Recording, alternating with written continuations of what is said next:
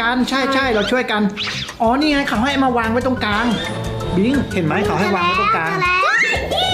อุ้ยบิงห้องมันปิดตรงนี้เซฟโซนบิงไม่ต้องกลัวไบร์ทได้หน้าเศร้าอีกอันนึงแล้วไบร์ทเอาไปวางไว้ตรงกลางไบร์ทเข้าเซฟโซนได้อ๋อไบร์ทเข้าตู้ก่อนเนาะอุ้ยมันเดินผ่านตู้ไบร์ทอุ้ยมีคนตายเต็มเลยอ่ะไบร์ทโยนอันนั้นออกไปเหรออ๋อมันเก็บไปอ๋อมันยังอยู่มันอยู่ที่ก้นเขาอันนึงไบร์ทเอาไปวางไว้จุดเซฟโซนไบร์ทออกมามาตรงนู้นนะพ่อใช่ตังอุ้ยเขาแอบอยู่อุ้ยบิงมันดักไปไบร์ท มันอยู่